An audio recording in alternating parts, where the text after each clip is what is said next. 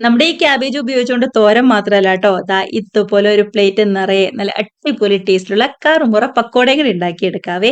അതും നല്ല ചൂട് ചായയുടെ കൂടെ മഴയൊക്കെ ആസ്വദിച്ച് കഴിക്കാനായിട്ട് അടിപൊളി ടേസ്റ്റാ ട്ടോ.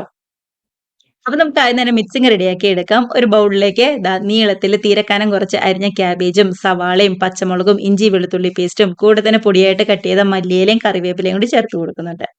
ഇനി പൊടികളായിട്ട് മഞ്ഞപ്പൊടി, മുളകുപൊടി, മല്ലിപ്പൊടി, ഗരം മസാല, അതേപോലെ തന്നെ കായത്തിന്റെ പൊടിയും കൂടി ചേർക്കാവേ. ആവശ്യത്തിന് ഉപ്പും, അതേപോലെ തന്നെ ദാ 1/4 കപ്പ് കടലമാവും, 2 ടേബിൾ സ്പൂൺ നിറച്ച് തന്നെ അരിപ്പൊടിയും കൂടി ചേർക്കുന്നുണ്ട്. ഇതെല്ലാം കൂടി കൈവച്ച് ഇതുപോലെ നന്നായിട്ട് മിക്സ് ആക്കി എടുക്കാം. നമ്മള് ക്യാബേജും സവാളയൊക്കെ കുറച്ചും കൂടി എടുക്കുന്നുണ്ടെങ്കിൽ അതനുസരിച്ച് കടലമാവും, അതേപോലെ തന്നെ അരിപ്പൊടിയും ബാക്കി പൊടികളൊക്കെ കുറച്ചും കൂടി എടുക്കാം. അല്ല ഇത്രയും എടുക്കുന്നില്ല എന്നുണ്ടെങ്കിൽ കുറച്ച് കുറയ്ക്കാവുന്നതേ ഉള്ളൂ. ഒരു 2 3 ടേബിൾ സ്പൂൺ വെള്ളവും കൂടി ചേർത്ത് കൊടുത്ത് ശരിക്കും ഒന്നും കൂടി ഒന്നിങ്ങ് മിക്സ് ആക്കി എടുക്കാം. ദാ ഉള്ളൊക്കെ നല്ല സോഫ്റ്റ് ആയിട്ട് ഇരിക്കാനായിട്ട് ഒരു പിഞ്ച് മാത്രം നമ്മുടെ ബേക്കിംഗ് സോഡയും കൂടി ചേർക്കുന്നുണ്ട്. അതിനുശേഷം കയ്യിൽ ദാ ഇതേപോലെ എടുത്ത് നല്ല ചൂടായ ഓയിലിലേക്ക് ചേർത്ത് ഫ്രൈ ചെയ്തെടുത്താൽ മാത്രം മതി. ഗ്യാസിന്റെ ഫ്ലെയിം മീഡിയം ഫ്ലെയിമിൽ വെച്ച് ഒരു വശം റെഡിയായി കഴിയുമ്പോൾ മറിച്ചിട്ട് കൊടുത്ത് 2 വശം നല്ലോണം മൊരിഞ്ഞു വരുമ്പോൾ നമുക്ക് ഇങ്ങോട്ട് കോരിയെടുക്കാം.